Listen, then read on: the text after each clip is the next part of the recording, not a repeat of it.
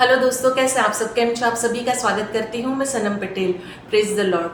चलिए शुरू करते हैं हमारी आत्मिक जर्नी सकारात्मक बातों के साथ। आज हम बात करेंगे कि उद्धार हमारा जो परमेश्वर की ओर से हम सबको मिलता है, जो हम ग्रहण करते हैं तब, एक्सेप्ट करते हैं, कबूल करते हैं तब।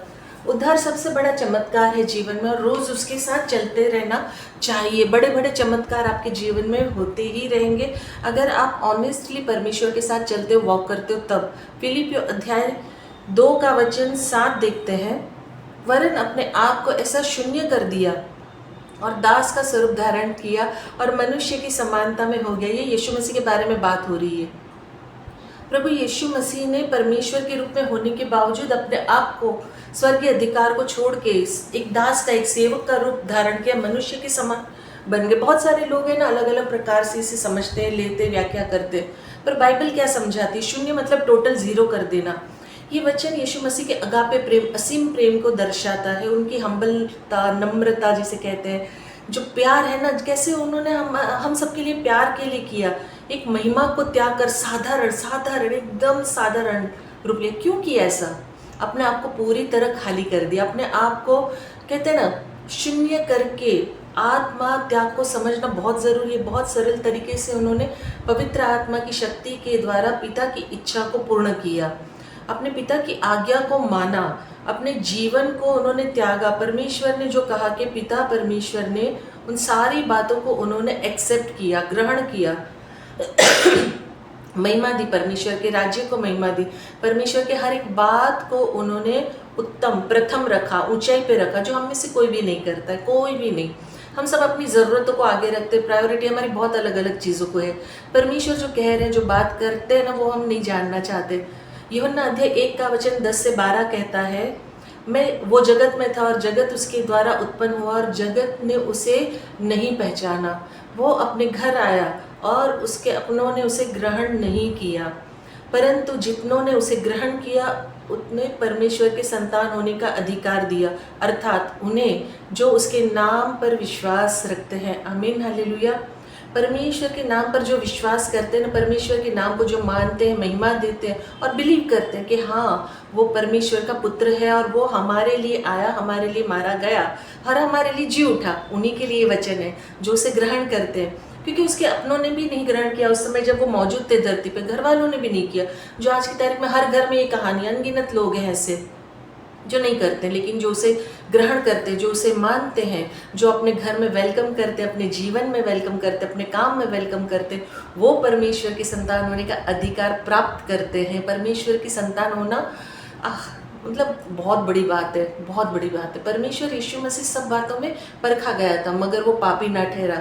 आप देखिए कि कितनी बार उसे नकारा गया, कितनी बार तंग किया गया, 49 कोड़े मारे गए, फिर भी उसने पाप नहीं किया था, वो निर्दोष था, फिर भी कोड़े खाए। हम सब के लिए लोग कहते हैं ना, स्वभाव के तौर पे जानते हैं कि भाई स्वाभाविक तौर पे कि यीशु मसीह है, मतलब ये है एक नाम, जिंदा खुदा। जर्नी को कोई नहीं समझता, उसकी तलाश नहीं करते, वो किस दौर से गुजरा और किस लिए गुजरा और किसके लिए गुजरा। तब भी वैसे ही थे लोग, आज भी वैसे ही।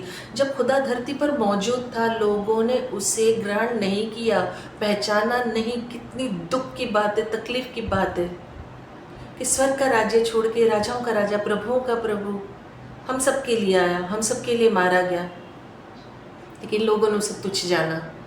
बहुत हर्टेबल बात है, बहुत दुखद बात है, ये बहुत तकलीफ देने वाली बात है। किसी ने भी उसे कहते हैं ना आत्मिक धन नहीं पहचाना, ना ही उसके आत्मिक धन को बटोरा। स्वाभाविक बातों में हम आत्मिक बातों को लेके चलते हैं और आत्मिक बातों में हम स्वाभाविक बातों को लेके चलते हैं। एक्चुअली हम ना बहुत कंफ्यूज है, बहुत ही बहुत मतलब उलझे हुए हैं। धार्मिकता, पवित्रता, सच्चाई, अच्छाई, स्वर्ग की सारी बातें जो धरती पर स्थापित करना चाहते थे यीशु मसीह, लेकिन लोगों ने उस सारी बातों को समझा ही नहीं, तुच्छ जाना, ग्रहण ही नहीं किया। लूका अध्याय 4 का वचन 42-43 कहता है, जब दिन हुआ तो वो निकलकर एक जंगली जगह में गया और भीड़ की भीड़ उसे ढूंढते हुए उसके पास है और उसे रोकने लगी कि हमारे पास से ना जा। परंतु उसने उनसे कहा कि मुझे और नगरों में परमेश्वर के राज्य का सुसमाचार सुनाना अवश्य है, क्योंकि मैं इसीलिए भेजा गया हूँ।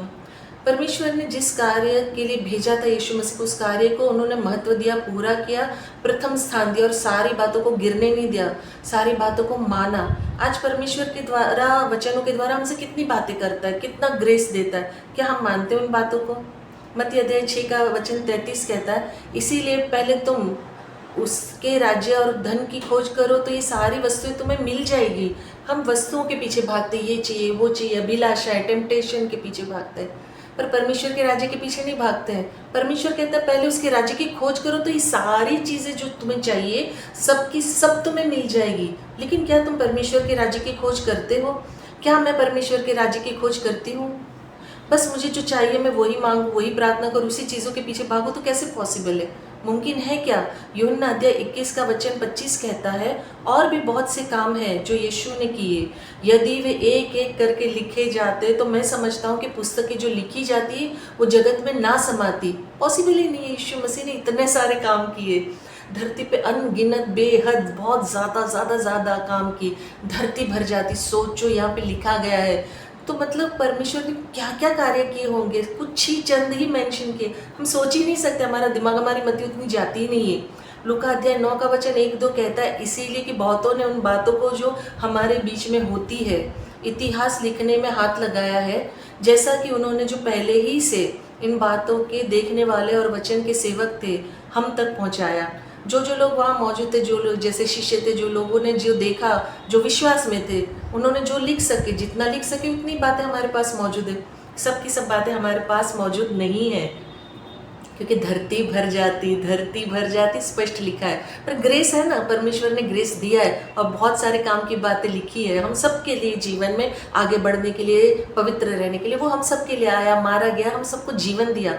मरकुस अध्याय 11 और 22-23 कहता है, यीशु ने उसको उत्तर दिया कि परमेश्वर पर विश्वास रखो। मैं तुमसे सच कहता हूँ कि जो कोई इस पहाड़ से कहे कि तू उखड़ जा और समुद्र में जा पड़, और अपने मन में संदेह ना करे, वरन प्रतीति करे कि जो वो कहता है वो हो जाएगा, तो उसके लिए वो वही होगा। आमीन, हालेलुया।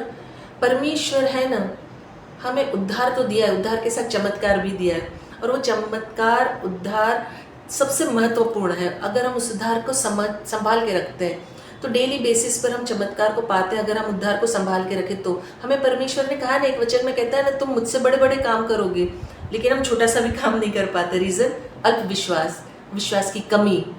हमारा प्रॉपर वॉक नहीं है गॉड के साथ। वचनों को हम मनन नहीं करते, पढ़ते नहीं, उसको अपने जीवन में उतारते नहीं, कार्य में नहीं लाते, हम कुछ भी नहीं करते हैं बेसिकली।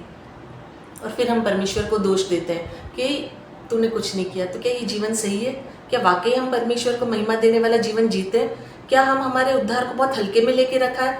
क्या हम हमारे उद्धार को संभाल के रख रहे हैं? ये सारी चीज़ें हमें जानना, समझना, एनालाइज करना बेहद ज़रूरी है कि हम हमारे उद्धार को कितना हल्के में ले रहे हैं, या कितना उसको महत्व दे रहे हैं, या कितना प्रीशियस समझ रहे, कितना कीमती समझ रहे, कितना उसका हम मान रख रहे हैं। क्योंकि परमेश्वर राजाओं का राजा, प्रभुओं का प्रभु हमारे लिए आया, हमारे लिए मारा गया, हमें बचाया, सारे कार्य उसने अपनी तरफ से तो पूरे किए। क्या हम अपना कार्य पूरे कर रहे हैं? जिस उद्देश्य से हमें भेजा है, जिस कार्य को हमें सौंपा है, क्या हम वो कर रहे हैं? हमें अपने आप को चेक करने की ज़रूरत है। मुझे अपने आप को करनी है, आप अपने आप को करो। और अंत में जैसे मैं दिल से कहती हूँ कि मैं अपने दिल से चाहती हूँ कि आप अपनों को खुश रखें और हमेशा मुस्कुराते रहें। शालोम, शांति और सलाम आपके नाम।